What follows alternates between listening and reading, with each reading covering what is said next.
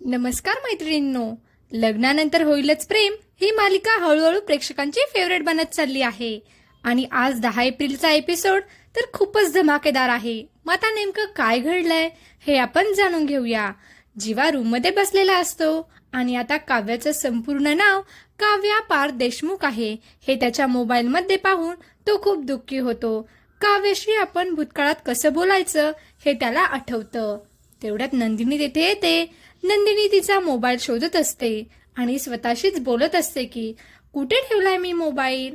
जीवा तिला विचारतो, काय बोललीस तू? तर नंदिनी म्हणते, मी तुमच्याशी नाही बोलत आहे, मी माझा मोबाईल शोधते. माझा मोबाईल सापडत नाहीये. तुम्ही माझ्या मोबाईलला रिंग द्या म्हणजे माझा मोबाईल सापडेल. जीवा म्हणतो, तुझा नंबर सांग मला. हे ऐकून नंदिनीला धक्का बसतो. नंदिनी म्हणते, वा, तुम्ही तर जगातील पहिला नवरा असाल ज्याला बायकोचा नंबर माहित नाहीये. बायकोचा नंबर त्याच्याकडे सेव्ह नाहीये. जीवा म्हणतो, एवढा मोठा इशू कशाला करतेस?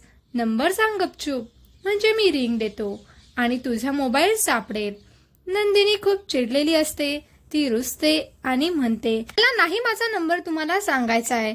जीवा म्हणतो, ठीक आहे, मग तुलाही तुझा मोबाईल नाही सापडणार. नंदिनीचा नाईलाज होतो आणि ती जीवाला नंबर सांगते. जीवा तिचा नंबर डायल करतो तर नंदिनीचा फोन जीवा जिथे बसलाय तेथेच असतो. जीवा फोन उचलतो तर त्यामध्ये चक्क जीवाचा मोबाईल नंबर पसारेवाला या नावाने सेव्ह असतो. हे पाहून जीवाला खूप राग येतो. इकडे वसुआत्या चक्क काव्यासाठी कॉफी घेऊन येते आणि तिच्या प्लॅनबद्दल रम्याला सांगू लागते. काव्याशी गोड गोड बोलून, चांगलं वागून आपल्याला तिच्या मोबाईलचा पासवर्ड जाणून घ्यायचा आहे. तू एक काम कर, जेव्हा मी तिला कॉफी देत असेल ना, तू तिला एक मेसेज पाठव म्हणजे काव्याचा पासवर्ड आपल्याला कळेल.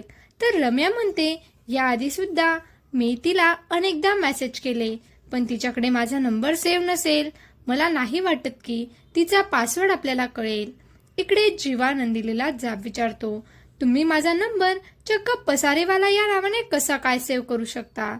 नंदिनी हसते आणि म्हणते, शांत व्हा, मी तुम्हाला लॉजिक सांगते.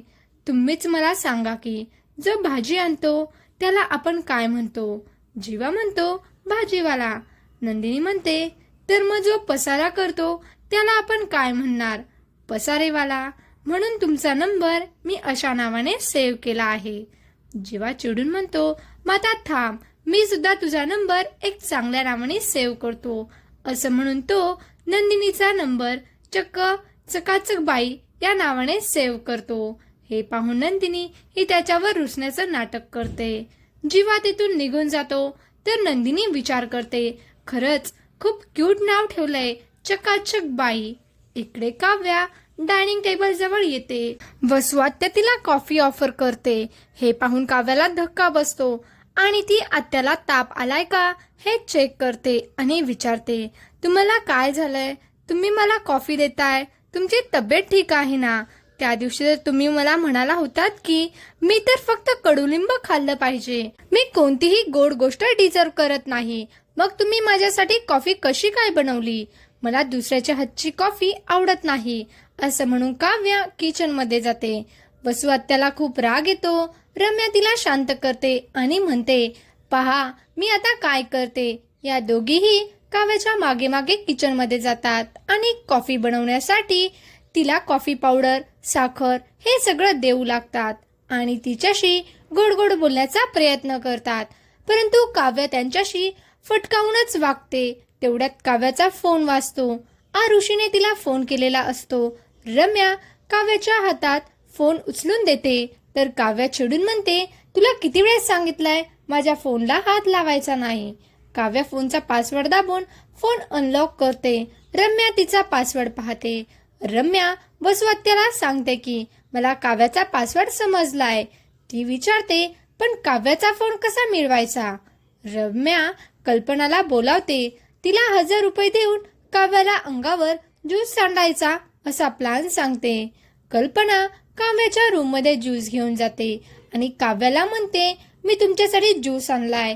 काव्य म्हणते, मी ज्यूस पित नाही. परंतु कल्पना प्लॅन प्रमाणे तिच्या ड्रेसवर ज्यूस सांडते. त्यामुळे काव्या ड्रेस चेंज करायला जाते. तेवढ्यात रम्या तिच्या रूममध्ये येते आणि पासवर्डने तिचा फोन अनलॉक करते आणि फोनमध्ये गॅलरीत फोटो चेक करू लागते. तेवढ्यात नंदिनी येते रम्याच्या हातात काव्याचा फोन आहे हे पाहून तिच्या हातातून फोन घेते आणि तिला जाब विचारते, तू काव्याच्या रूममध्ये काय करतेस आणि तुझ्याकडे तिचा फोन कसा? रम्या सांगते, फोन खाली पडला होता, मी तो उचलून ठेवत होते. तर नंदिनी चिडून म्हणते, फोटो बोलू नको, मी पाहिलंय तू फोनमध्ये गॅलरीत फोटो चेक करत होतीस, तू अशी नाही मानायची. असं म्हणून नंदिनी चक्क रम्याला घेऊन हॉलमध्ये येते आणि घरातील सगळ्यांना आवाज येऊन बोलावते. घरातील सगळेजण तेथे जमतात.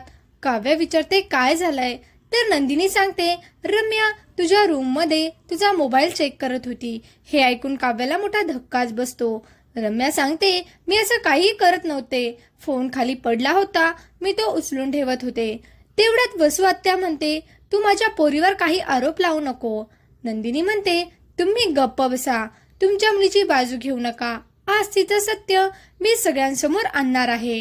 नंदिनी रम्याला जाब विचारते, तू काव्याच्या रूम मध्ये काव्या नसताना काय करत होती? रम्या म्हणते, ती फक्त काव्याची रूम नाहीये तर पार्थची सुद्धा रूम आहे ना, मी त्याला भेटायला गेले होते. नंदिनी म्हणते, पण पार्थ येथे नव्हताच आणि पार्थ हा काव्याचा नवरा आहे, ती पार्थची रूम आहे, तू तिथे काय करत होतीस? खरं बोल आणि सगळं खरं खरं सांग. नंदिनीचा रुद्रावतार पाहून घरातील सगळ्यांनाच मोठा धक्का बसलेला असतो. नंदिनी काव्याच्या हातात तिचा फोन देते तेव्हा यामध्ये चक्क जीवा आणि काव्याचा फोटो असतो. हा पाहून हे दोघे चांगलेच घाबरतात.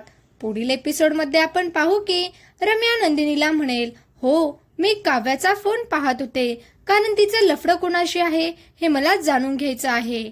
तुमच्या आईबापाचे संस्कार कसे आहेत ते मला सगळ्यांसमोर आणायचं होतं. हे ऐकून नंदिनीला खूप राग येईल आणि ती रम्याच्या थोबाडीत मारणार. त्यामुळे सर्वांनाच जबरदस्त धक्का बसेल. नंदिनी रम्याला वॉर्निंग देईल की यानंतर माझ्या बहिणीबद्दल असं काही आणि माझ्या आईबाबांबद्दल असं बोलायचं नाही. मला पुढे काय होईल हे तर कळेलच, परंतु तोपर्यंत व्हिडिओला लाईक करा, शेअर करा आणि चॅनलला सबस्क्राईब करा. खूप खूप धन्यवाद.